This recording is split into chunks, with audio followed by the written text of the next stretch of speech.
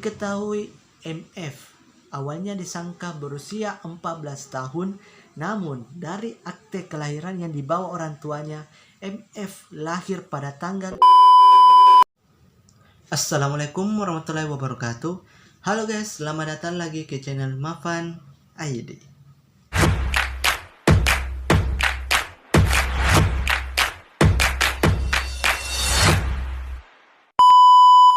Jadi guys ya, belum lama ini terjadi kasus penculikan anak, yakni yang berada di Gunung Sahari, Jakarta Pusat. Kini, kasus penculikan anak kembali terjadi lagi. Kali ini, dua remaja yakni Ade dan MF itu menculik dan membunuh seorang anak yang bernama Muhammad Fadli Sadewa alias Dewa yang berumur 11 tahun di Makassar, Sulawesi Selatan. Oke, kita masuk ke kronologinya.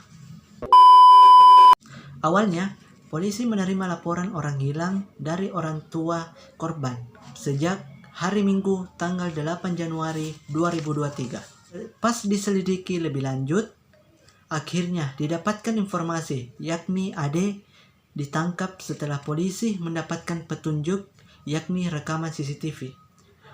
CCTV itu berada di halaman parkir salah satu minimarket di Jalan Batuaraya, Kecamatan Panakukang. Di halaman parkir itulah korban terakhir kali bermain dan dijemput oleh seorang pria yang berpostur tubuh sama dengan yakni pelaku yakni Ade, guys. Setelah menangkap Ade, polisi lalu menangkap MF di rumahnya di Biringkanaya. Mereka kini diamankan di Mapolrestabes Makassar di Jalan Ahmad Yani untuk pemeriksaan lebih lanjut. Kedua pelaku sudah kita amankan dan saat ini masih dalam pemeriksaan, kata Kasih Humas Polrestabes Makassar Kompolando KS saat ditemui. Setelah dua pelaku diinterogasi atau diperiksa lebih lanjut guys, Kasih Humas Polrestabes Makassar Kompolando KS mengatakan dari rekaman CCTV terungkap bahwa korban diajak pelaku pergi untuk membantu membersihkan rumah pelaku Ade. Maksudnya membersihkan rumah di rumah pelaku Ade. Korban diiming-imingi uang sebesar Rp50.000. Kemudian diajak naik motor saat di Indomaret. Setelah berhasil mengajak korban ke rumah pelaku guys ya, yaitu di rumah pelaku, si korban yakni FS diminta menunggu sambil menonton di laptop. Saat itulah pelaku Ade dan MF membunuh si korban dengan cara mencekik dari belakang lalu membenturkan kepala korban ke tembok sebanyak 5 kali hingga si korban meninggal dunia.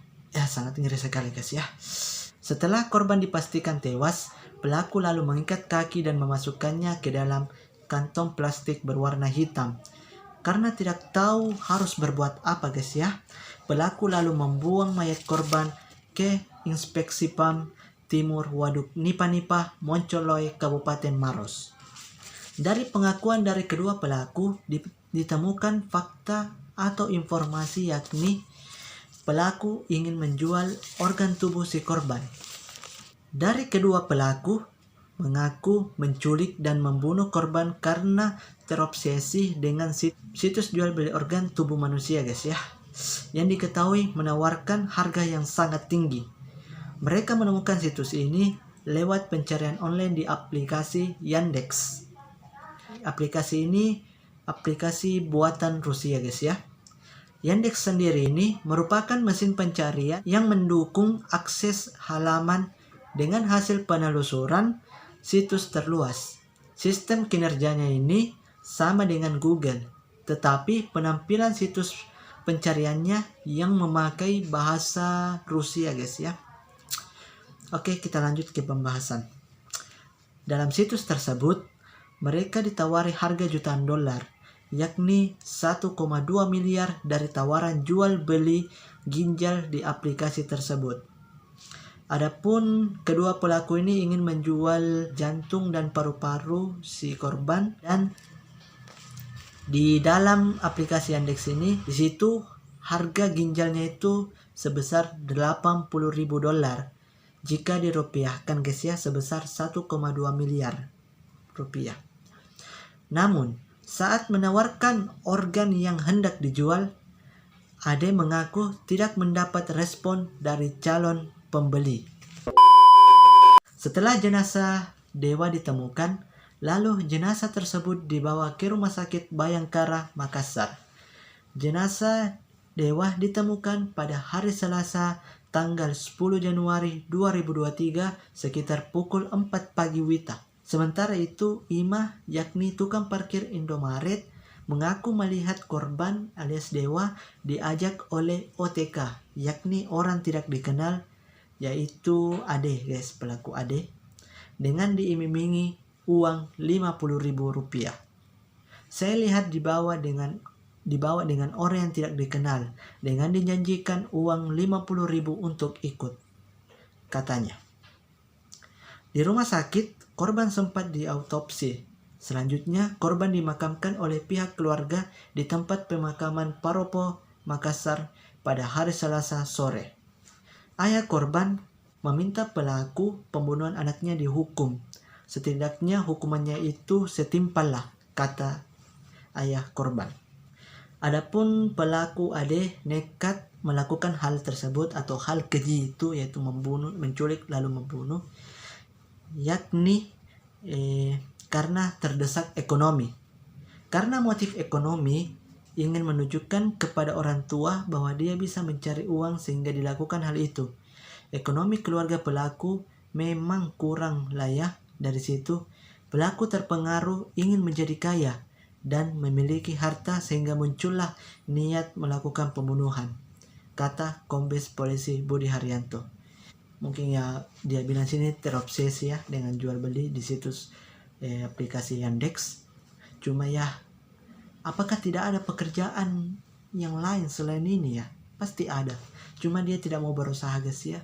Jadi untuk kalian jangan terpengaruh guys ya. Jangan terpengaruh. Mohon jangan terpengaruh.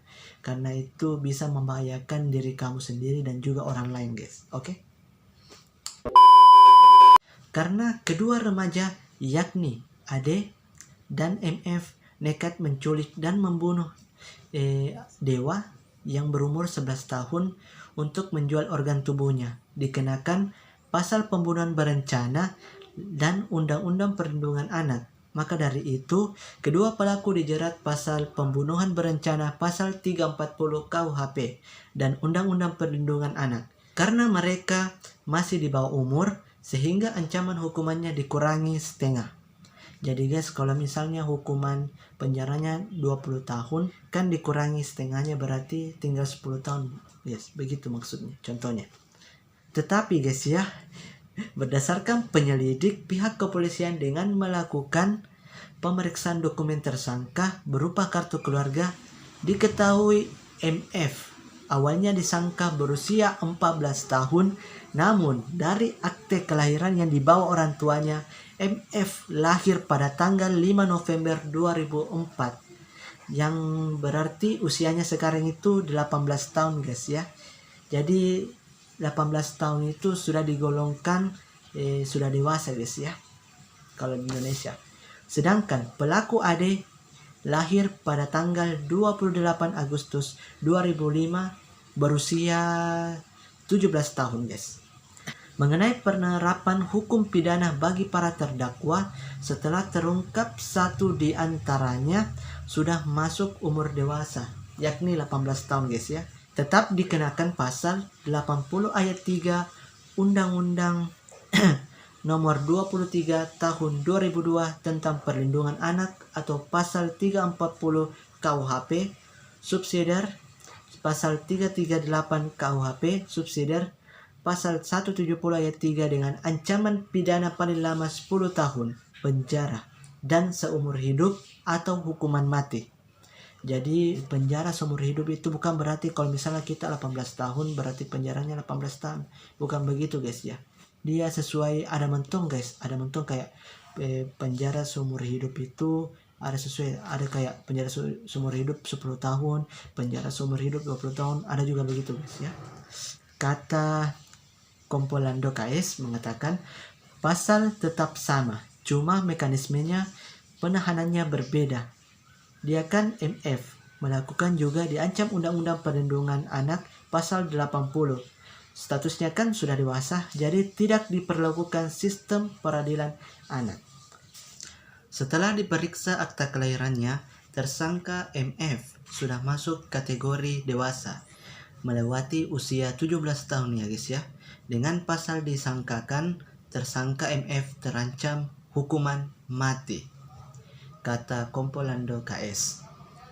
Sedangkan satu tersangka yakni Ade masih dikenakan Undang-Undang Perlindungan Anak. Tetap diproses hukum, makanya dikebut pemberkasannya. Karena Ade anak di bawah umur, batas waktunya 15 hari ditahan di Polrestabes Makassar yang kemudian dilimpahkan ke rumah aman, ujarnya. Mengenai situs yang dilihat kedua tersangka, Lando menuturkan jika masih dalam penyelidikan tim cyber, masih diselidiki oleh tim cyber situs-situs yang dilihat oleh tersangka. Tapi dilihat dari berita-berita, sudah banyak situs yang berkaitan dengan perdagangan organ tubuh dihapus atau di take down, katanya. Atas kejadian ini, ratusan orang yang geram terhadap kedua pelaku ini, rumah Ade dan MF langsung didatangi dan melakukan perusakan di rumah tersebut pada hari Selasa tanggal 10 Januari 2023. Massa menyerbu rumah tersangka Ade terlebih dahulu di Jalan Batuaraya dan melakukan perusakan. Seluruh dinding rumah kayu berlantai 2 milik orang tua Ade dibongkar. Di rumah tersebut, Massa tidak mendapati keluarga Ade yang telah meninggalkan rumah karena takut akan diamuk keluarga korban. Setelah merusak rumah pelaku Ade, Massa kemudian menuju ke rumah MF. Karena rumah Ade dan MF berbeda, jadi rumah yang pertama dirusak itu yaitu rumah Ade, kemudian rumah MF. Massa kemudian menuju ke rumah MF yang berdiam di lahan milik Kodam 14 Hasanuddin di Jalan Borong Raya. Rumah yang terbuat dari bahan kayu juga ikut dirusak Massa.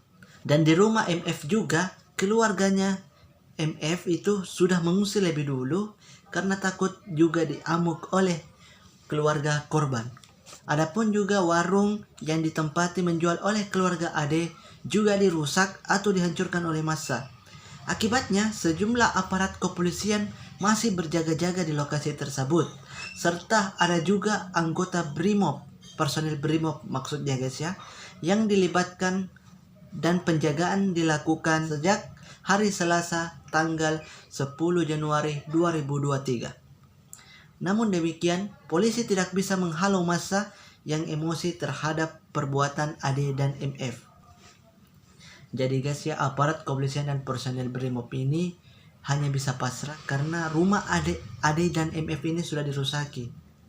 Sedikit informasi, adapun pengakuan dari orang tua pelaku yakni orang tua MF, yakni Daim Ambo dan Yase tak berdaya usai kejadian perusakan rumahnya. Parahnya lagi, mereka mengaku kini kehidupannya tidak menentu setelah rumahnya dirusak oleh massa, ditambah lagi mereka juga sulit untuk mendapat tumpangan karena keluarga mereka tidak bersedia menerimanya guys. Sekarang pindah ke rumah kos, keluarga juga tidak mau ada di rumahnya. Kami pasrah dari kejadian ini, kata Daeng Ambo. Daeng Ambo yang berprofesi sebagai pemulung mengaku kaget atas perbuatan keji yang dilakukan oleh anaknya MF. Dan sang istri juga tidak tahu apa-apa tentang kejadian itu pada saat sang anak dijemput oleh pihak polisi guys ya. Adapun barang bukti yang diamankan polisi yakni 1 unit HP merek Vivo Y15s warna biru milik MF. Dan juga 1 unit HP merek Realme 9A warna biru milik Ade. Nantinya ini kedua tersangka ini yakni Ade dan MF akan menjalani 3 aspek, yakni yang pertama aspek sosiologi, yang dimana pergaulan tersangka itu diwarnai dengan hal-hal yang negatif ya. Yang kedua, aspek psikologi, di mana tersangka akan dicek kejiwaannya guys. Dan yang terakhir yaitu yang ketiga, aspek yuridis, di mana pihak kepolisian sudah mengkonstruksikan pidananya.